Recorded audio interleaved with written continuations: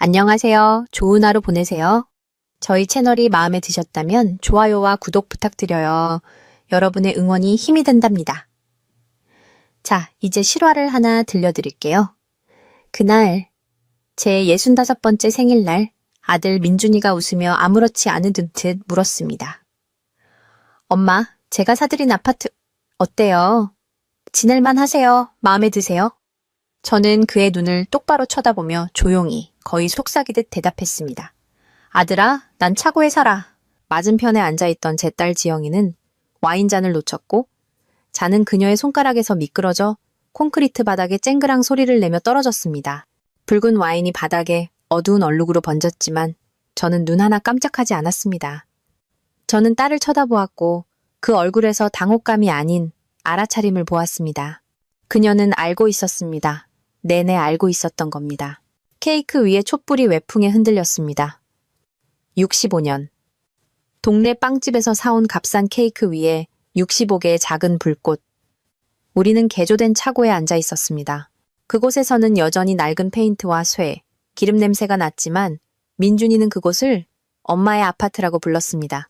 낡은 신발 상자와 플라스틱 용기들 사이에 그는 접이식 테이블을 펴고 저녁 식사를 가져왔습니다. 그는 비싼 양복을 입고 있었고 구두도 싸구려가 아니었습니다. 머리는 언제나처럼 잘 정돈되어 있었죠. 자신감 넘치는 마치 TV 앵커 같은 미소. 백만장자 아들. 지영이는 언제나처럼 허리를 꼿꼿이 세우고 의자 끝에 앉아 손톱으로 계속 휴대폰을 톡톡 쳤습니다. 갓받은 매니큐어, 반짝이는 반지, 강하고 비싼 향수 냄새.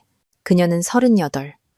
그녀의 모습을 봐서는 한때 우리와 방 3개짜리 아파트에서 간이 침대에서 잤다고는 상상할 수 없었습니다. 아주 예쁘게 됐네. 제가 예전에 시골집 이웃에게서 샀던 얇은 카펫을 뚫고 들어오는 냉기에 떨리는 것을 보이지 않으려 애쓰며 말했습니다. 와줘서 고맙다. 민준이가 테이블 너머로 손을 뻗어 제 손을 꽉 잡았습니다. 그의 손가락에는 렉서스 헤드라이트만 한 보석이 밝힌 반지가 끼워져 있었습니다. 엄마, 제가 얼마나 사랑하는지 아시잖아요. 제게 가장 중요한 건 엄마가 여기서 편하게 지내시는 거예요. 이 집을 사드릴 때 엄마에게 필요한 모든 것이 있기를 바랐어요. 저는 그를 한때 고민형과 함께 자고 누이와 한 숟가락으로 밥을 먹으며 크면 꼭 큰 집을 사주겠다고 말하던 아들을 쳐다보았습니다. 필요한 모든 것. 저는 제 거처를 둘러보았습니다. 첫 6개월 만에 푹 꺼져버린 얇은 매트리스가 깔린 좁은 철제 간이 침대. 구석에는 국은 끓일 수 있지만 주전자를 동시에 켜면 두꺼비 집이 내려가는 중국산 인덕션. 겨우 얼어 죽지 않을 정도만 데워주는 거의 수명이 다한 전기난로 하나. 창문은 아침마다 쓰레기차가 덜컹거리는 막다른 골목으로 나 있었습니다. 민준아, 제가 조용히 말했습니다. 아들아, 난 차고에 살아. 이건 아파트가 아니라 차고야. 지영이의 와인잔이 손에서 떨어져 깨졌습니다. 하지만 저는 깨진 유리가 아닌 그녀의 얼굴 표정을 보고 있었습니다.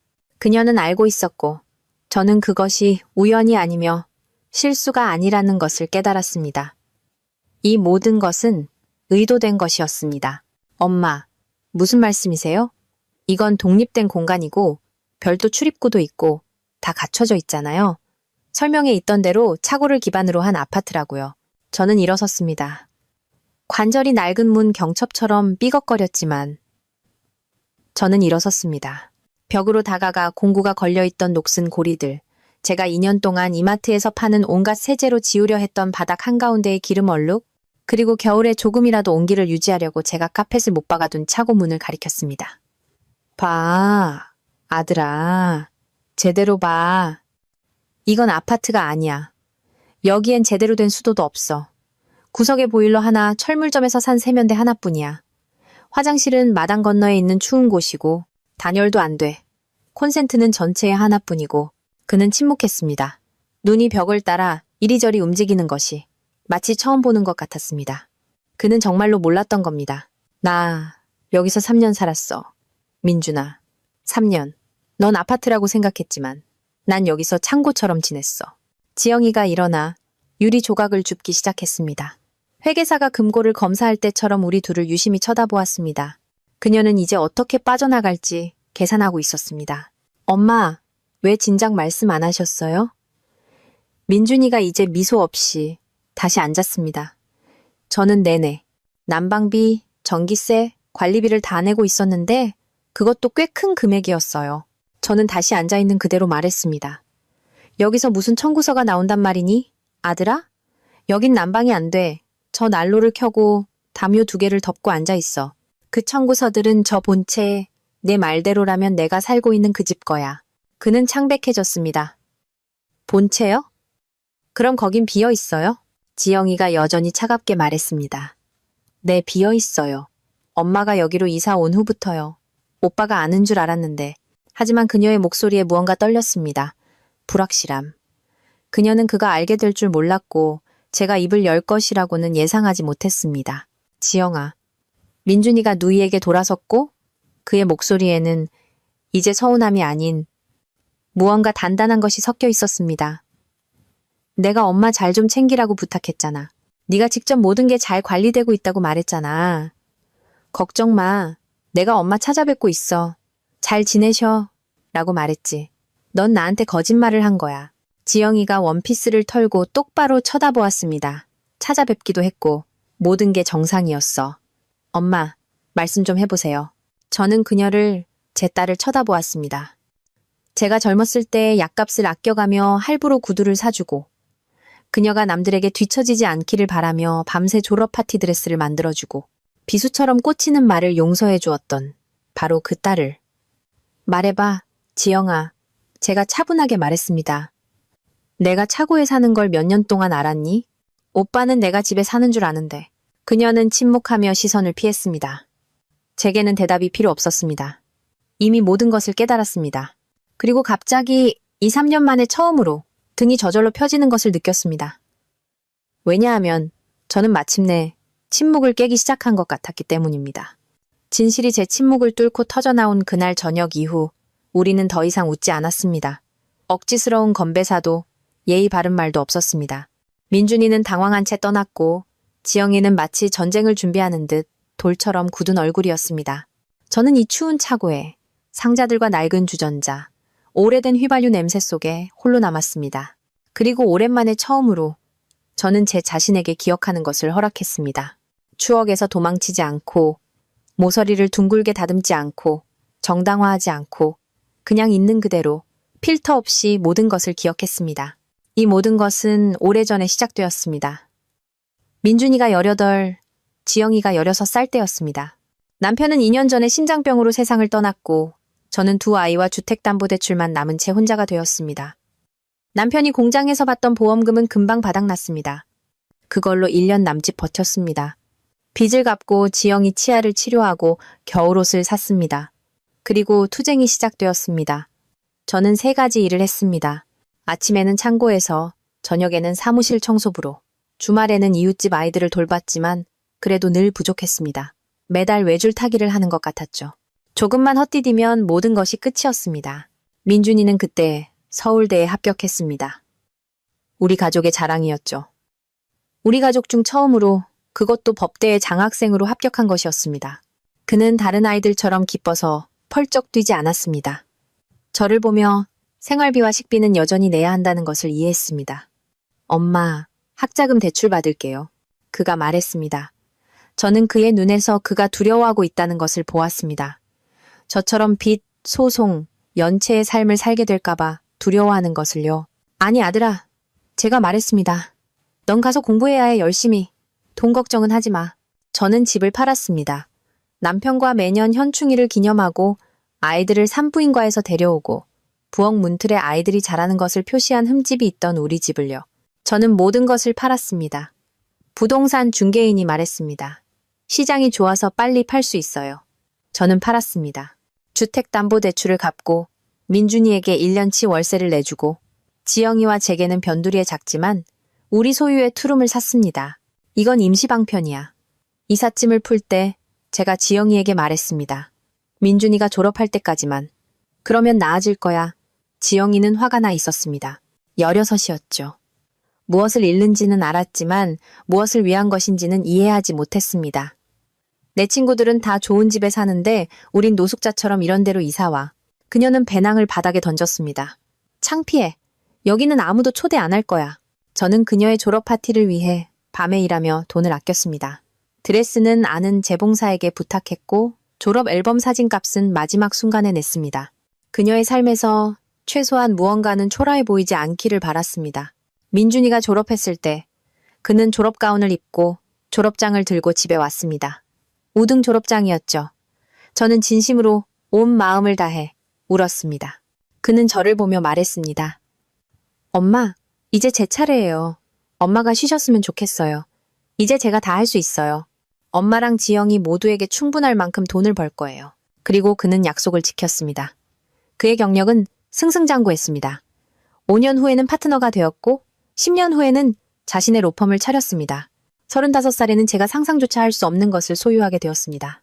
지영이도 자라서 마케팅 회사에 취직했습니다. 나쁘지 않은 월급이었지만 씀씀이는 3배는 더 버는 사람 같았습니다.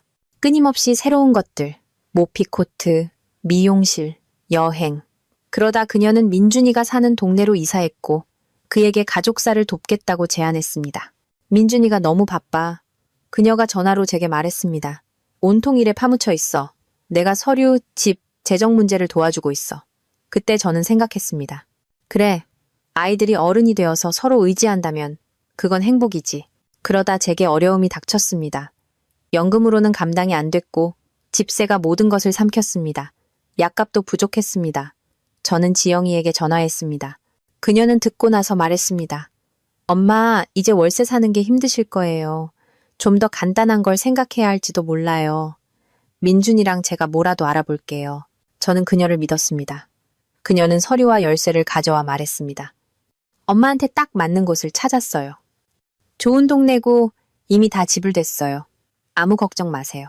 민준이가 다 냈어요. 엄마를 위해서요. 우리가 도착했을 때 저는 차고를 보았습니다. 개조되긴 했지만 차고였습니다. 지영이는 작은 방을 빠르게 훑어보며 보여주었습니다. 여기는 인덕션, 여기는 자는 곳, 여기는 창문. 이건 아늑함을 더해줄 카펫이에요. 엄마를 위한 모든 것이에요. 그냥 편하고 무엇보다 번거롭지 않아요. 민준이가 엄마에게 이걸 해줄 수 있어서 행복해해요. 저는 믿었습니다. 아니, 믿게끔 제 자신을 강요했습니다. 그러지 않으면 제가 그냥 구석에 몰려 여기가 내 자리야. 불평하지 마. 라는 말을 들었다는 것을 인정해야 했으니까요. 저는 그렇게 3년을 살았습니다. 온기 없이, 물 없이, 매년 봄마다 쑤시는 무릎으로 콘센트가 하나뿐이라 계속 두꺼비 집이 내려가는 탓에 정해진 시간에만 불을 켜며 명절에만 따뜻한 음식을 먹으며 외로움 속에서 드문 전화 통화와 함께 저는 어리석어서가 아니라 두려워서 침묵했습니다. 감사하지 않는 사람으로 보일까봐 두려웠습니다. 불평하기 시작하면 이것마저 빼앗길까봐 두려웠습니다. 저는 스스로를 설득했습니다. 이만하면 됐어. 이 정도로 충분해. 가장 중요한 건 머리 위 지붕이 있다는 것. 아이들이 곁에 있다는 거야. 저는 그것이 사랑이라고 생각했습니다. 노년의 그런 남은 것을 받는 소박한 사랑. 하지만 사실 그것은 차가운 계산이었습니다. 제가 민준이에게 진실을 말할 때 지영이의 눈에 서려 있던 바로 그 계산. 다음 날 아침. 저는 늘 그렇듯 일찍 깼습니다. 추워서 등이 쑤셨습니다. 난방기는 또 꺼져 있었습니다. 밤 사이에 차단기가 내려간 모양이었습니다. 저는 낡은 담요를 두르고 잠옷 위에 가운을 덧입고 양모 양말을 신고 커피물을 끓이러 갔습니다. 인덕션이 예열되면서 딱딱거리는 소리를 냈습니다. 저는 주전자를 보며 생각했습니다. 내가 이걸 얼마나 오래 참았을까? 갑자기 전화가 울렸습니다. 민준이었습니다. 저는 바로 말하기 망설여지며 수화기를 들었습니다. 엄마, 그가 지친 목소리로 조용히 말했습니다. 이대로 둘 수 없어요. 내일 아침에 갈게요. 모든 걸 상의해야 해요. 어떻게 이렇게 됐는지 알아내야 해요. 그는 볼 수 없었지만 저는 고개를 끄덕였습니다. 알겠다, 아들아. 오렴. 5분 후 지영이에게서 문자가 왔습니다. 이제 만족해? 민준이 오빠 지금 난리 났잖아. 왜 일을 이렇게 크게 만들어?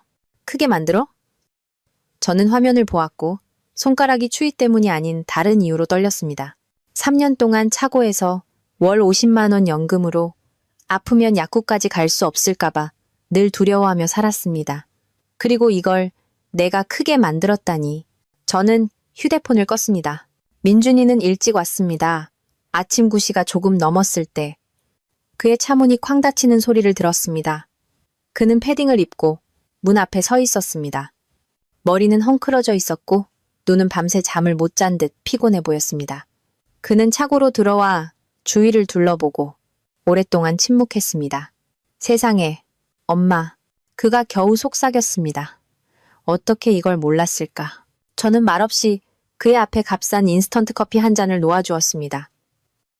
그는 그것을 들고 제 간이 침대 외에 유일한 접이식 의자에 앉았습니다. 저는 정말 엄마가 잘 지내시는 줄 알았어요. 모든 게 괜찮은 줄 알았어요. 청구서도 내고 약값도 보내고 관리비도 냈는데 심지어 겨울에 난방도 주문했어요. 지영이가 다 설치했다고 했어요. 저는 그를 성공하고 강한 어른인 그를 보았습니다. 그 순간 그는 어릴 적 시골집에서 유리창을 깨고 제가 소리칠까봐 두려워하던 때처럼 어쩔 줄 몰라 보였습니다. 민준아, 넌 믿었던 거야. 그건 죄가 아니야. 다만 우리 사이의 신뢰가 지영이를 통해 전달됐고 그 애는 네 친절을 자기 편한 대로 조종했을 뿐이야. 그는 두 손으로 얼굴을 가렸습니다. 하지만 알았어야 했어요. 청구서를 받잖아요. 그게 저한테 왔는데 그 청구서들은 여기서 온 게 아니야, 아들아. 본체에서 온 거지. 거긴 중앙난방에, 보안에, 청소 서비스까지 있잖아. 넌 내가 거기 사는 줄 알았지? 그는 천천히 고개를 끄덕였습니다. 지영이가 엄마는 혼자 있는 걸 더 편하게 생각하고 큰 집을 원하지 않으신다고 했어요. 아늑하고 미니멀한 공간이 더 어울린다고. 그렇게 표현했어요. 저는 오랜만에 처음으로 실소를 터뜨렸습니다. 그래, 특히 그 공간의 사방에서 바람이 불고 난방기를 꺼야만 주전자를 켤 수 있을 때는 정말 아늑하지. 말도 안 되게. 그는 일어나 방 안을 서성였습니다. 발걸음은 무거웠고 시선은 당혹스러웠습니다. 지영이 그 애가 모든 걸 관리했어요. 서류, 서신, 부동산 중개인 접근권까지. 그 애가 직접 엄마를 여기로 데려왔어요. 직접 데려왔지. 보여주고 네가 다 지불했고 나는 믿었어. 아들이 아깝지 않다면 이게 그가 생각하는 보살핌의 방식이겠거니 생각했지. 그리고 침묵했어. 저는 그의 안에서 무언가 끓어오르는 것을, 얼굴에 분노와 실망, 고통이 한꺼번에 스치는 것을 보았습니다. 그때 차문이 쾅 닫히는 소리가 들렸습니다. 창문으로 내다보니 그의 차 뒤에 흰색 외제차가 서 있었습니다. 지영이가 내렸습니다. 손에는 비싼 빵집 봉투가 들려 있었습니다. 얼굴은 인터뷰하러 가는 여배우 같았죠. 오빠, 엄마, 빵 사왔어요. 그녀가 명랑하게 말하며 차고로 들어왔습니다. 왜들 그렇게 심각해요? 아침 먹어요. 그냥 흔한 오해잖아요? 엄마, 그냥 좀 과로하신 거예요. 솔직히 차고든 아니든 엄마가 직접 동의하셨잖아요. 그녀는 제 침대 가장자리에 앉아 코트가 더러워지지 않도록 담요 끝을 조심스럽게 젖혔습니다. 언제나처럼 예쁘고 깔끔하고 가식적이었습니다. 하지만 민준이는 더 이상 그녀가 익숙하게 보던 사람이 아니었습니다. 그는 차갑게 그녀를 쳐다보았습니다. 앉아. 지영아. 앉았어. 그녀가 명랑한 척하며 대답했습니다. 그렇게 심각한 거 아니야. 그냥 오빠한테 부담 주기 싫었어. 오빠는 일에 치여 살잖아. 엄마는 소박한 분이시고 많은 게 필요 없으시잖아. 그래서 조용하고 저렴하고 편리한 곳을 찾아드린 거야. 내가 다 결정하고 다 처리했어. 그러니까 넌 엄마가 차고에서 살만하다고 생각했다는 거네. 내가 큰 집에 난방비, 유지비, 가구값을 내는 동안에 본체는 수리가 필요했어. 오빠를 신경 쓰게 하고 싶지 않았어. 거기 배관, 전기, 모든 게 문제였거든. 그래서 임시로 모든 게 고쳐질 동안만 저는 그녀를 보았고 모든 것이 점점 더 명확해졌습니다. 순수한 거짓말, 그리고 그녀가 그것을 내뱉는 가벼움이 무엇보다 무서웠습니다. 민준이한테 집 보여줘, 지영아. 제가 차분하게 말했습니다. 네? 오빠한테 집 보여줘. 오빠가 돈 낸 그 집. 네 말대로라면 내가 3년 동안 살았어야 할 그 집. 엄마, 하지만 그건. 보여줘. 민준이가 반복했습니다. 그의 목소리는 낮고 차분했지만 지영이가 움찔할 정도의 강철 같은 차가움이 깃들어 있었습니다. 우리 셋은 밖으로 나갔습니다. 20분 후 우리는 흰색 외벽의 크고 아름다운 집문 앞에 서 있었습니다. 저는 이 주소를 알았습니다. 지영이가 민준이 이름으로 무언가를 처리할 때 제게 가져왔던 서류에 적혀 있었죠. 그가 열쇠를 꽂자 자물쇠가 딸깍 소리를 냈습니다. 우리는 안으로 들어갔습니다. 집은 그저 괜찮은 정도가 아니었습니다. 완벽했습니다. 새 가구, 살아있는 화초, 반짝이는 부엌. 스토브에는 비싼 가전제품이, 냉장고에는 고급 식료품이 가득했습니다. 이곳은 연금으로 사는 노파를 위한 집이 아니었습니다. 멋지게, 인간답게 살 수 있는 저택이었습니다. 이게 내가 사는 곳이라고 생각했던 거지? 그렇지? 제가 민준이에게 물었습니다. 그는 침묵했습니다. 그의 얼굴이 창백해졌습니다. 그는 냉장고를, 그 다음엔 식료품 저장실을, 그 다음엔 2층으로 가는 문을 열었습니다. 모든 것이 갖춰져 있었습니다. 욕실의 마지막 비누 한 조각까지. 지영아, 이 집에 누가 살아? 그가 물었습니다. 저는 이미 답을 알았지만 그녀가 직접 말하기를 바랐습니다. 지영이가 허리를 펴고 차분하게 말했습니다. 저요, 가끔. 남편이랑 문제 있을 때 여기 와서 쉬어요. 남편, 은행에서 일하며 그녀와 시내에서 사는 그 남자. 엄마를 위해 내가 산 집에 네가 살고 있었다고. 민준이가 거의 속삭이듯 말했습니다. 그동안 엄마는 차고에 살고 계셨는데. 하지만 누가 돌봐야 집이 망가지지 않잖아요. 엄마는 감당 못하셨을 거예요. 여긴 큰 집이라 힘드시고 차고는 아담하고 편리하잖아요. 그리고 무엇보다 모든 게 가깝고 거짓말은 계속되었지만 균열은 이미 벌어지기 시작했습니다. 민준이는 그가 내 것이라고 믿었던 이 아름답고 깨끗하고 사람이 사는 집 한가운데 서 있었습니다. 그는 윤이 나는 테이블, 현대적인 부엌, 아늑한 소파와 큰 TV가 있는 방을 둘러보았습니다. 제 눈앞에는 콘크리트까지 얼어붙고 아침이면 컵 속에 물이 어는 그 차가운 차고가 아른거렸습니다. 그는 냉장고를 열었습니다. 안에는 레스토랑처럼 음식이 가득했습니다. 고급 식료품, 생선, 치즈, 고급 마트 스티커가 붙은 포장들. 저는 그 용기들에 적힌 이름의 절반도 어떻게 발음하는지 몰랐습니다. 지영아. 그가 그녀에게 돌아섰습니다. 목소리는 조용했지만 그 안에 냉기가 스며 있었습니다.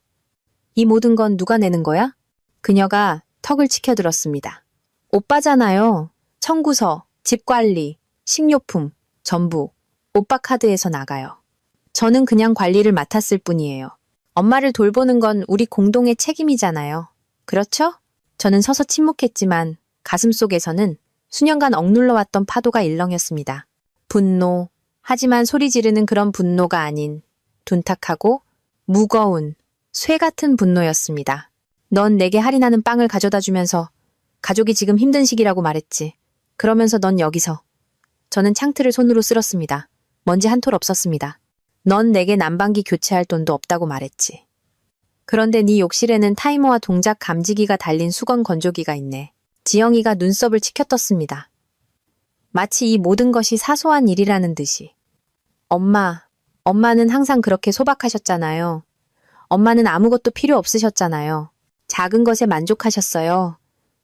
저는 엄마가 더 많은 것을 원하실 거라고는 생각 못했어요. 민준이가 가까이 다가왔습니다.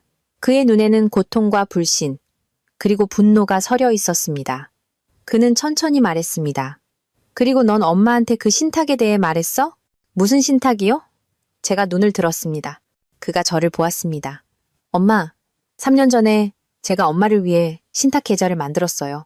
매년 5천만 원씩 엄마가 건강, 약, 식비 걱정 안 하시도록요. 모든 게 엄마 이름으로 공식적으로 되어 있었어요. 지영이한테 접근 권한을 줘서 엄마한테 다 설명하고 처리하라고 했어요. 아무것도 모르셨어요? 저는 고개를 저었습니다. 목이 메어왔습니다. 저는 연금으로 살았습니다. 약값이 부족해서 알약을 반으로 쪼개 먹었습니다. 그런데 넌 내가 보호받고 있다고 생각했던 거니? 민준이가 눈을 감았습니다. 그의 주먹이 꽉 쥐어졌습니다. 지영아, 너 엄마한테 한 번이라도 그 신탁에 대해 말했어? 그녀는 침묵했고 그것으로 충분했습니다. 그날 저녁 그들이 떠난 후 저는 차고의 철제 간이 침대에 앉아 있었습니다. 똑같은 담요를 두르고 일주일 동안 우려 마시던 값싼 차를 마시며 회상했습니다. 저는 제가 어떻게 지영이를 키웠는지 어릴 적 잦은 기관지염으로 고생할 때 그녀를 업고 다녔던 것, 유치원 발표회 의상을 밤새 만들어줬던 것, 그녀가 남들에게 뒤처지지 않게 하려고 마지막 남은 돈까지 줬던 것을 떠올렸습니다. 그리고 그녀가 자라면서 어떻게 더 예뻐지고 더 차가워지고 더 냉혹해졌는지 떠올렸습니다. 그녀의 친구들, 매니큐어, 나는 너희랑 달라라는 첫 번째 태도, 그녀가 저를 어떻게 부끄러워했는지, 대학에 가서는 어떻게 점점 더 드물게 전화하다가 나중에는 용건이 있을 때만 전화했는지, 저는 그녀가 제게 엄마, 너무 불평이 많아. 남편도 없고 돈도 없고 늘 징징대잖아라고 말했던 것을 떠올렸습니다. 저는 그녀가 옳다고 생각했습니다. 저는 정말 불편한 존재가 되었구나. 나이가 들면서 더 자주 아프고 피곤해졌습니다. 어쩌면 나는 정말 짐이었을까. 그리고 지금 아파트라고 불리던 어둡고 축축한 공간에 앉아 저는 깨달았습니다. 제가 짐이었던 것이 아니었습니다. 제 친절이 편리했던 것이었습니다. 그것을 이용하고 책임을 전가하고 아름다운 말 뒤에 숨길 수 있었습니다. 저는 낡은 노트를 꺼내 글을 쓰기 시작했습니다. 그냥 쌓여온 모든 것을 쏟아내기 위해서였습니다. 저는 3년 전 지영이가 저를 이 차고로 데려와 이것이 임시라고 말했던 것에 대해 썼습니다. 그녀가 어떻게 웃으며 손을 흔들었는지. 엄마, 걱정 마세요. 민준이 오빠도 다 알아요. 다 관리되고 있어요. 오빠는 엄마한테 이걸 해줄 수 있어서 자랑스러워해요. 저는 제가 그녀를 어떻게 믿었는지, 그렇게 해야 한다고 생각했는지 썼습니다. 그녀가 우리 사이의 연결고리라고, 그녀가 돌보고 있다고. 하지만 점점 더 아니라는 것을 확신하게 되었습니다. 그것은 보살핌이 아니었습니다. 그것은 통제였고, 저를 그늘에 두는 편리한 방법이었습니다. 그녀는 그가 제게 주려 했던 모든 것을 가로챘습니다. 모든 선물, 모든 제스처, 모든 관심의 시도를 그녀는 걸러내고, 잘라내고, 자신이 필요하다고 생각하는 곳으로 돌렸습니다. 그리고 그는 믿었습니다. 그녀가 누이였기 때문에, 어릴 적부터 나이 차이가 적어 더 가까웠기 때문에, 제가 스스로 나는 괜찮아라고 그를 가르쳤기 때문입니다. 저는 항상 말했습니다. 내 걱정은 하지 마. 아들아, 네가 중요해. 네가 잘 되는 게 중요해. 그리고 그는 잘 됐습니다. 저는 손잡이 없는 여행 가방처럼 숨겨졌습니다. 하지만 이제 모든 것이 달라졌습니다. 이제 진실이 드러났습니다. 그리고 이것은 시작이었습니다. 다음 날 아침, 민준이가 다시 왔습니다. 창백했고 지쳐 보였습니다. 이번에는 아무 말도 하지 않고 그냥 제 짐 싸는 것을 도와주었습니다. 조용히 아쿠라떠 상자에 물건을 담았습니다. 저는 방해하지 않았습니다. 의자에 앉아 그가 제 물건들을 소박하고 낡고 다른 물건들을 마치 귀중한 것인 양 조심스럽게 다루는 것을 보았습니다. 두어 시간 후 우리는 그가 제가 내내 살고 있었다고 생각했던 바로 그 집에 있었습니다. 이제는 진짜로요. 민준이는 제 가방들을 들어 2층 방에 놓았습니다. 그 방에는 깨끗한 침구와 정원이 내다보이는 창문이 있었습니다. 창가에는 페튜니아, 라벤더, 로즈마리 화분이 놓여 있었습니다. 누군가 돌봤겠죠. 아마 저도 모르게 이 모든 것에 돈을 내고 있었을 겁니다. 저는 그냥 복도에 서서 이것이 이제 내 것이라는 사실을 믿기지 않았습니다. 엄마, 그가 말했습니다. 우리가 다 바로잡을게요. 약속해요. 하지만 저는 이것이 쉽지 않을 것이라는 것을 이미 알고 있었습니다. 이것은 단지 집에 관한 문제가 아니었습니다. 수년에 관한 문제였고 자식들에게 마치 사라진 존재가 된 것 같은 느낌에 관한 문제였습니다. 지영이는 거의 일주일 동안 나타나지 않았습니다. 전화도 문자도 없었습니다. 저는 그녀가 그냥 잠수 타고 사라질 것이라고 생각하기 시작했습니다. 하지만 아니었습니다. 그녀는 제가 예상했던 대로 혼자가 아니라 빵과 변명을 들고 왔습니다. 그녀는 크림색의 비싼 코트를 입고 스카프를 깔끔하게 메고 있었습니다. 자신감 있게 사과는 전혀 담겨있지 않은 미소를 지으며 버티고 있었습니다. 엄마, 오빠, 얘기 좀 해요. 모든 건 해결될 수 있어요. 누구도 나쁜 의도는 없었어요. 그냥 오해예요. 민준이는 팔짱을 낀 채 서 있었습니다. 그의 얼굴은 돌처럼 굳어 있었습니다. 앉아. 그가 말했습니다. 설명해봐. 지영이는 언제나처럼 핸드백을 조심스럽게 옆으로 밀어놓고 소파 가장자리에 앉아 자신감 있는 비즈니스 목소리로 말하기 시작했습니다. 상황이 복잡해요. 본체는 정말 수리가 필요했어요. 오빠가 걱정하지 않도록 엄마를 임시로 차고에 모시기로 결정했어요. 오빠를 방해하고 싶지 않았어요. 오빠는 이미 과부하 상태였잖아요. 제가 모든 걸 떠맡았어요. 무슨 수리? 그가 말을 끊었습니다. 여긴 모든 게 완벽한 상태야. 바다, 벽, 가전제품. 심지어 냉장고도 음식으로 꽉 차 있어. 어디 견적서가 있어? 청구서는? 서류는?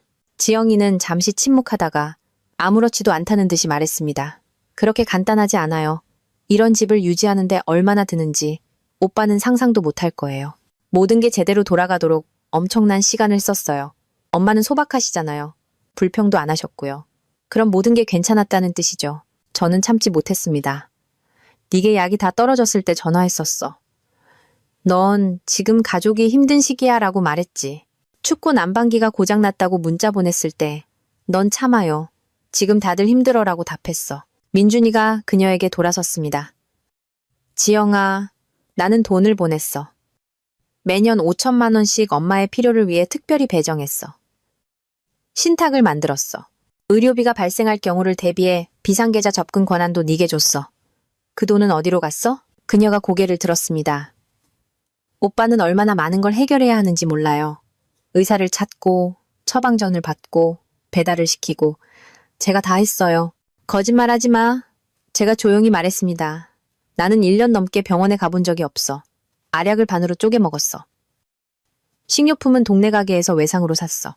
무슨 비용? 그녀의 얼굴이 순간적으로 떨렸지만 이내 가면이 돌아왔습니다. 엄마는 직접적으로 부탁한 적이 없잖아요. 항상 나는 많이 필요 없어라고 말씀하셨잖아요. 제가 어떻게 알았겠어요? 나는 부탁했어. 힘들다고 부족하다고 안 좋다고 말했어. 단지 네가 듣고 싶지 않았을 뿐이야. 민준이가 한 걸음 다가왔습니다. 그의 목소리에는 더 이상 놀라움이 없었습니다. 단지 냉혹한 뿐이었습니다. 너는 그냥 모든 걸 걸러냈어. 내가 엄마에게 주려 했던 모든 것을 가로챘어. 전달하지도 설명하지도 않고 그냥 주머니에 넣고 내 편한 대로 살았어. 그녀가 폭발했습니다. 너희 둘 다 아무것도 몰라. 너희 사이에서 늘 불평하고 징징대는 엄마와 영원히 사업에 바쁜 너 사이에서 사는 게 어떤 건지 상상도 못할 거야. 나는 너희를 위해 모든 걸 했어. 저는 똑바로 차분하게 일어섰습니다. 우리를 위해서? 너는 나를 추운 차고에 내버려뒀어. 내 아들이 내 생활을 위해 보낸 돈을 빼앗고 너 자신은 미용실을 다니고 나를 위해 마련된 집에서 살았어. 그리고 이 모든 게 우리를 위해서라고? 엄마, 과장하지 마세요. 죽을 뻔한 건 아니잖아요. 머리 위 지붕도 있었고 음식도 있었어요. 모든 걸 편안함으로만 잴 수는 없잖아요. 어떤 사람들은 많은 게 필요 없어요. 엄마는 항상 나는 이대로도 좋아라고 말씀하셨잖아요. 그래서 저는 엄마가 그걸로 충분하다고 생각했어요. 제가 그녀에게 한 걸음 다가갔습니다. 나는 더 이상 아무도 내게 주지 않을 것이라고 깨달았을 때 그렇게 말했어. 짐이 되지 않기 위해, 초라해 보이지 않기 위해 그렇게 말했어. 그리고 너는 그냥 나를 마음대로 해도 된다고 이해한 거야. 지영이는 침묵했습니다. 대화 내내 처음으로 그녀는 진정으로 발디딜 곳을 잃었습니다. 민준이가 휴대폰을 꺼냈습니다. 모든 계좌의 관리를 이관하겠어. 완전한 회계 감사. 모든 이체 내역. 변호사와 연락해서 돈이 어디 있는지 알아낼 거야. 오빠. 지영이가 그에게 달려들었습니다. 그럴 순 없어. 우린 가족이잖아. 네 누이한테 이럴 순 없어. 그는 돌아보지 않았습니다. 그런데 너는 네 어머니한테 그랬지. 다음 날 모든 것이 빠르게 진행되었습니다. 민준이는 그가 할 수 있는 대로 명확하고 불필요한 말 없이 차가운 사무적인 태도로 전력을 다했습니다. 그는 더 이상 단순한 아들이 아니었습니다. 마침내 자신의 어머니가 비열하게 대우받았다는 것을 본 남자가 되었습니다. 그는 아침부터 변호사에게, 그 다음엔 회계사에게, 그 다음엔 금융보안 담당자에게 전화했습니다. 모든 것이 즉시 모두였습니다. 저는 부엌에 앉아 차를 마시며 방해되지 않으려 했지만 모든 것을 들었습니다. 2022년부터의 신탁 관련 모든 거래 내역에 대한 완전한 회계 감사를 요청합니다. 계좌 접근 권한은 제 누이에게 있었습니다. 잠시만요. 아니요, 어머니는 이 자금에서 아무것도 받지 못하셨습니다. 그리고 집 계약서도 좀 확인해 주세요. 제 이름으로 되어 있지만 어머니 명의로 변경할 겁니다. 그가 전화를 끊었을 때 저는 물었습니다. 정말로 이렇게까지 해야겠니? 공식적으로.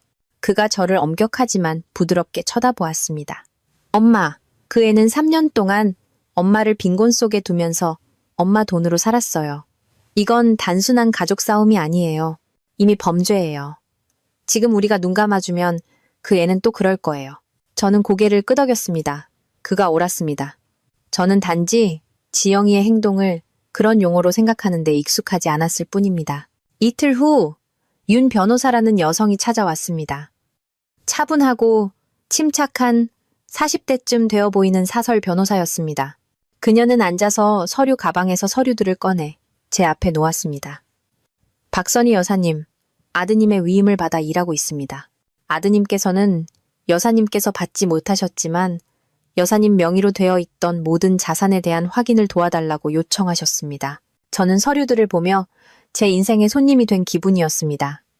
계좌, 명세서, 서류들. 그 모든 곳에 제가 등장했습니다.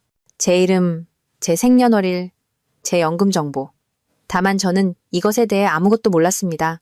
이 계좌는 윤 변호사가 출력물의 한 줄을 가리키며 말했습니다. 3년 전에 개설되었습니다. 여사님 명의로. 하지만 처분 권한은 지영 씨에게 있었죠. 현재 약 3억 2천만 원이 있습니다. 저는 급히 고개를 들었습니다. 어디서 온 돈이죠? 정기적인 이체, 사회수당, 각종 보상금, 세금 환급, 그리고 그녀는 잠시 말을 멈췄습니다. 남편분의 생명보험금 지급액입니다. 저는 찻잔을 거의 떨어뜨릴 뻔했습니다. 남편은 15년 전에 세상을 떠났습니다. 그때 보험금을 받았고 그게 전부였습니다. 네. 하지만 밝혀진 바로는 두 번째 연금형 보험이 있었습니다. 노조를 통한 저축성 보험이었죠. 보험회사가 파산했다가 다른 회사와 합병되었고 3년 전에야 수령자를 찾기 시작했습니다. 지영 씨가 여사님을 대신해 행동하는 것처럼 서류를 제출했습니다. 돈은 여사님 계좌로 이체되었지만 그녀가 접근할 수 있었죠. 한 푼도 인출되지 않았습니다. 민준이가 미간을 찌푸렸습니다. 왜 인출하지 않았죠? 아마도 여사님을 금치산자로 선고받게 하여 법원을 통해 완전한 처분권과 다른 가족 자산에 대한 접근 권한을 얻으려는 기반을 닫고 있었던 것 같습니다. 제 심장이 망치처럼 두근거렸습니다. 그녀가 후견인 지정을 신청하려고 했다니 윤 변호사가 고개를 끄덕였습니다. 신청서 초안, 변호사와의 상담 기록이 있습니다. 여사님의 이상 행동을 기록한 진단서도요. 예를 들어 어머니가 외로움을 호소하고 약값 지불에 어려움을 겪으며 도움을 요청함, 인지장애 가능성 있음과 같은 것들이요. 저는 주먹을 꽉 쥐었습니다. 그것들은 모두 제 진정한 도움 요청이었고 제 피로감이었고 제 외로움이었습니다. 그리고 그녀는 이것을 제가 정신이 온전치 않다는 증거로 둔갑시켰습니다. 민준이는 참지 못했습니다. 그 애는 엄마를 일부러 차고에 살게 한 거야. 만일의 경우 엄마가 혼자 살 수 없는 상태라는 걸 증명하기 위해서 모든 게 미리 계획된 거였어. 하지만 왜? 저는 이해할 수 없었습니다. 그 애는 내 딸인데. 윤 변호사가 부드럽지만 단호하게 말했습니다. 이것은 감정의 문제가 아니라 통제의 문제입니다. 돈에 관한 문제죠? 이런 사례는 드물지 않습니다. 특히 친척이 자신이 감당할 수 없는 생활 방식에 익숙해졌을 때요. 그날 저녁, 저는 창가에 앉아 어두운 정원을 바라보았습니다. 창밖에서는 나무잎이 바스락거렸습니다. 저는 낡고 빛바랜 사진 한 장을 손에 들고 있었습니다. 저, 남편, 민준이, 그리고 지영이. 그때 그녀는 5살쯤 되었을 겁니다. 우리는 강가에 서 있었고 모두의 얼굴에는 햇살과 웃음이 가득했습니다. 그녀는 제 손을 잡고 있었습니다. 그렇게 친근하고 그렇게 제 것이었던 아이. 이제 저는 그 사진을 보며 공허함을 느꼈습니다. 제가 그녀에게 쏟아부은 모든 것, 선애, 인내, 어머니로서의 믿음을 그녀는 조종하고 빼앗고 조금씩 파괴하는 도구로 바꾸었습니다. 그리고 가장 무서운 것은 제가 그것을 허락했다는 것입니다. 관계를 잃을까봐 두려워서, 불필요한 말을 할까봐 두려워서, 그냥 엄격하고 피곤하고 바쁜 아이일 뿐이야. 속은 분명 착할 거야 라고 생각했기 때문입니다. 하지만 이제 저는 알았습니다. 아니, 착한 딸은 그렇게 하지 않습니다. 진정한 보살핌은 통제가 아니며 가족의 결정이라는 미명하에 이루어지는 차가운 착취는 더더욱 아닙니다. 민준이가 나중에 제게 와서 옆에 앉아 잠시 침묵했습니다. 그러다 그가 물었습니다. 엄마, 경찰에 신고서를 제출하길 원하세요? 금융사기, 신뢰남용, 횡령, 모두 형사사건이 될 수 있어요. 저는 오랫동안 침묵하다가 간단히 대답했습니다. 그래, 원해. 그는 감정 없이 고개를 끄덕였습니다. 그럼 시작하겠습니다. 일주일 후 우리는 신고서를 제출했습니다. 민준이는 제가 직접 가지 않도록 주장했습니다. 모든 것은 위임장을 통해 처리되었습니다. 그는 금융사기 사건에서 노인을 보호하는데 전문인 좋은 변호사와 계약했습니다. 형사사건은 빠르게 개시되었습니다. 증거가 넘쳐났습니다. 서류, 명세서, 후견인, 지정신청서 초안, 지영이와 변호사들의 서신, 게다가 보험금과 사회수당, 심지어 제가 받았다고 되어 있는 치과 보철물 보상금까지 입금된 계좌들. 저는 이 중 아무것도 본 적이 없었습니다. 단 한 푼도. 50대쯤 되어 보이는 피곤하지만 정직한 얼굴의 수사관이 직접적으로 말했습니다. 따님께서는 징역형에 처해질 수 있습니다. 여기에는 사기뿐만 아니라 문서 위조, 위임장 남용, 그리고 탈세 혐의도 포함될 수 있습니다. 저는 말없이 고개를 끄덕였습니다. 제안은 평온했습니다. 기쁨도 분노도 아닌 고요함. 마침내 모든 것을 환상 없이 명확하게 본 것 같았습니다. 지영이는 통보를 받았을 때 먼저 문자를 보냈습니다. 진심이야? 자기 딸을 감옥에 보내고 싶어? 뭐 때문에? 내가 엄마한테 시간 쓴 것 때문에? 저는 답장하지 않았습니다. 그러다 소환장이 왔습니다. 지영이는 비싸고 중요해 보이는 악어가죽 서류 가방을 든 변호사와 함께 신문에 출석했고 다시 그녀의 익숙한 태도를 보였습니다. 이 모든 건 과장이에요. 저는 그냥 최선을 다하려고 했을 뿐이에요. 엄마는 모든 걸 알고 계셨어요. 우리 사이에는 가족 간의 합의가 있었어요. 하지만 이제 그녀의 말은 아무 의미가 없었습니다. 서류가 그녀를 대변했기 때문입니다. 민준이는 신고인 자격으로 신문 중 하나에 참석했습니다. 그는 감정 없이 침착하게 똑바로 앉아 있었습니다. 지영이가 그에게 우리는 가족이잖아 라며 압박하려 했을 때 그는 그냥 말했습니다. 네가 엄마를 추위에 살게 내버려둔 그날, 넌 더 이상 내 가족이 아니었어. 그녀는 벌떡 일어나 소리쳤습니다. 넌 어차피 항상 엄마를 더 사랑했잖아. 항상. 나는 잉여였어. 이순이로 사는 게 어떤 건지 넌 절대 이해 못해. 그러다 갑자기 톤을 바꿔 덧붙였습니다. 이 돈 없으면 나는 아무것도 안 남아. 나한테는 더 이상 아무것도 없어. 그렇게 만든 건 너 자신이야. 민준이가 차분하게 말했습니다. 엄마의 삶은 아무것도 아닌 것이 아니었어. 그건 수년의 세월, 건강, 눈물, 희생이었어. 그리고 너는 그 모든 것을 수입원으로 이용했지. 이제 책임을 져. 저는 법정에 있었습니다. 복수심 때문이 아니었습니다. 그냥 끝까지 가봐야 했습니다.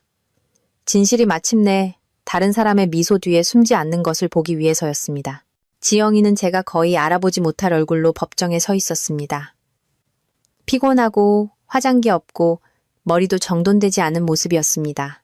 그녀의 변호사는 거창하게 말하며 가족 관계를 언급하고 모든 것을 재판 전 합의로 해결하자고 제안했지만 판사는 엄격했습니다.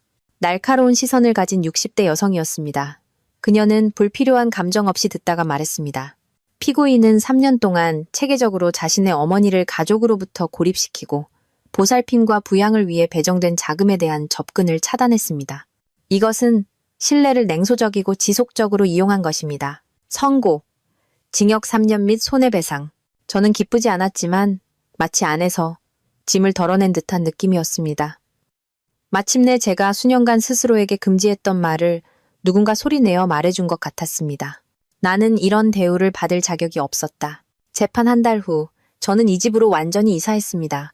모든 서류는 이제 제 이름으로 되어 있었습니다. 민준이는 엄마가 이게 엄마 것이라고 느끼셔야 해요. 임시가 아니라 빼앗길 때까지가 아니라 진짜로요라며 주장했습니다. 그는 직접 저와 함께 주민센터에 가서 전입신고를 다시 하고 주소 변경을 도왔습니다. 우리는 베란다에서 차를 마시며 이야기를 나눴습니다. 모든 것이 진짜 같았습니다. 엄마, 그가 어느 날 말했습니다. 제가 더 일찍 깨닫지 못한 것에 대해 아직도 제 자신에게 화가 나요. 저는 그의 손을 잡았습니다. 내 잘못이 아니야. 내가 너희에게 나는 괜찮아라고 가르쳤어. 내가 알아서 할 수 있고 나를 불쌍히 여기지 말라고 보여줬어. 지영이는 그냥 그걸 이용했을 뿐이야. 그는 고개를 끄덕였습니다. 알아요. 그가 말했습니다. 이제 저는 엄마가 그냥 자신을 위해 사셨으면 좋겠어요. 누군가를 위해서가 아니라, 때문이 아니라 그냥 인간답게요. 저는 작은 발걸음부터 시작했습니다. 예전에는 사치라고 생각했던 좋은 비타민을 약국에서 샀습니다. 늘 하던 대로 직접 자르지 않고 미용실에서 제대로 머리를 잘랐습니다. 꽃집에 들러 장미 묘목을 샀습니다. 손에서 다시 젊었을 때처럼 흙냄새가 났습니다. 그리고 도서관, 원예강좌, 주민센터의 여성교실, 어느 저녁 조경 디자인 수업에서 저는 한 남자를 만났습니다. 노인도 구혼자도 아닌 그저 조용하고 따뜻한 목소리가 부드러운 호랍이었습니다. 제가 떨어뜨렸을 때 구근이 든 가방을 주워주었고 수업 후에 함께 차를 마셨습니다. 그렇게 모든 것이 시작되었습니다. 영화처럼이 아니라 진짜로 천천히 조용히 그리고 수년 만에 처음으로 저는 좋았습니다. 모든 것이 견딜만 해서가 아니라 제가 직접 선택했기 때문입니다. 반년이 지났습니다. 그동안 저는 예전에는 생각조차 두려워했던 많은 것들을 깨달았습니다. 저는 더 이상 잉여라고 느끼지 않았고 매일 아침 약값이 충분할지, 가게까지 걸어갈 수 있을지, 난방기가 고장나지 않을지 불안에 떨며 깨어나지 않았습니다. 이제 저는 난방기뿐만 아니라 커피와 책, 창가에 라벤더 향기가 나는 집에서 살고 있었습니다. 아무도 참아, 우리 다 아끼고 있어라고 소리치지 않는 곳, 그리고 제가 더 이상 누구에게도 짐이 되지 않는 곳. 민준이는 이제 다른 사람이 되었습니다. 지난 몇 년간의 차갑고 바쁜 사업가가 아니라 살아있는 아들이었습니다. 그는 매일 전화해서 제 기분을 묻거나 식료품을 보내주거나 그냥 점심 먹으러 들렀습니다. 이유 없이, 형식 없이 그냥 곁에 있었습니다. 그는 심지어 짧은 휴가를 냈습니다. 저는 많은 것을 잃었어요. 그가 말했습니다. 더 이상 잃고 싶지 않아요. 어느 저녁 우리는 제 베란다에 앉아 있었습니다. 그는 제가 어릴 적처럼 구워준 파이를 먹고 있었습니다. 엄마, 그가 갑자기 말했습니다. 제 아내 나리 씨랑 인사시켜드리고 싶어요. 저는 굳었습니다. 저는 그녀를 언뜻 몇 번밖에 보지 못했습니다. 제가 그녀에 대해 아는 모든 것은 지영이의 말을 통해서였습니다. 지영이는 나리가 내성적이고 가족 모임을 좋아하지 않으며 우리 성격이 맞지 않을 것이라고 말했습니다. 그리고 저는 믿었습니다. 그녀는 항상 만나고 싶어 했어요. 그가 덧붙였습니다. 하지만 지영이가 엄마가 피곤해하시고 손님을 원하지 않으신다고 말했어요. 저는 그냥 고개를 끄덕였습니다. 무슨 말을 하겠습니까? 이틀 후 나리 씨가 왔습니다. 조용하고 따뜻하고 소박한 원피스를 입고 꾸밈 없는 얼굴이었습니다. 간호사였고 선한 눈과 큰 배, 7개월째였습니다. 그동안 교류하지 못해서 정말 죄송해요. 그녀가 말했습니다. 저는 항상 여사님께서 그냥 원하지 않으시는 줄 알았어요. 이제 보니 우리 모두 같은 거짓말에 다른 방에 갇혀 있었네요. 우리는 오랫동안 차를 마시며 민준이의 어린 시절, 그의 성격, 그리고 그가 어떻게 변하고 있는지에 대해 이야기했습니다. 그는 다른 사람이 되었어요. 그녀가 말했습니다. 마치 안에서 무언가 깨어난 것 같아요. 아마 곁에 다시 엄마가 계셔서 그런가 봐요. 저는 미소 지었습니다. 눈가가 따끔거렸지만 아픔 때문은 아니었습니다. 한 달 후 여자아이가 태어났습니다. 마리나, 제 첫 손녀딸. 저는 아기방의 흰색 안락의자에 앉아 처음으로 그녀를 안았을 때 제 심장이 온기로 터져버릴 것만 같았습니다. 할머니는 항상 곁에 계실 거예요. 나리가 말했습니다. 필터 없이, 중개인 없이, 그냥 진짜로요. 하지만 이것이 유일한 놀라움은 아니었습니다. 어느 날 낯선 여자에게서 전화가 왔습니다. 박선희 여사님, 안녕하세요. 저는 지영 씨의 전 남편, 진수 씨의 누나, 아름이라고 합니다. 저는 긴장했습니다. 저는 여사님을 모르시지만 한 작은 여자아이를 소개해드리고 싶어요. 이름은 소윤이에요. 여사님의 손녀딸입니다. 숨이 멎을 것 같았습니다. 진수 씨가 지금 완전한 양육권을 가졌어요. 지영 씨는 아시다시피 하지만 그는 소윤이가 할머니를 알 권리가 있고 여사님께서도 손녀를 알 권리가 있다고 생각해요. 그들이 왔을 때 저는 어떻게 해야 할지 몰랐습니다. 아름 씨가 차에서 이동식 아기 침대를 들고 나왔는데 그 안에는 2살쯤 되어 보이는 곱슬머리에 진지한 표정의 여자아이가 졸고 있었습니다. 지영이와 저를 닮았습니다. 소윤아, 제가 속삭였습니다. 내가 네 할머니야. 그녀는 저를 오랫동안 쳐다보다가 손을 뻗어 제 코를 만지고 웃었습니다. 그리고 제 안에서는 수년간 부서져 있던 무언가가 마치 다시 맞춰지는 것 같았습니다. 그 후 저는 그들 집에 놀러 가기 시작했습니다. 아름 씨가 도와주었고 진수 씨는 감사했습니다. 우리는 지영이에 대해 이야기하지 않았습니다. 그냥 제대로 계속 살아갔습니다. 저는 소윤이가 죄책감을 느끼며 자라지 않았으면 해요. 제가 어느 날 말했습니다. 그 애는 엄마가 실수한 것에 대해 잘못이 없어요. 그건 단순한 실수가 아니었어요. 진수 씨가 대답했습니다. 그건 시스템이었어요. 하지만 우리가 그걸 멈췄죠. 그리고 어쩌면 여사님 덕분에 다른 가족들도 생각하게 될지 몰라요. 이제 저녁에는 유모차 2대를 밉니다. 하나는 말이나 다른 하나는 소윤이가 타고 있죠. 거리의 사람들이 미소 짓습니다. 쌍둥이인가 봐요. 거의요. 제가 미소 짓습니다. 둘 다 제 손녀딸이에요. 때때로 저는 꿈을 꿉니다. 다시 그 차고에 사는 꿈. 춥고 파이프가 시끄럽고 밤에는 누군가 창밖에서 쓰레기통을 덜컹거립니다. 저는 떨며 깨어나 제가 어디에 있는지 바로 알아차리지 못합니다.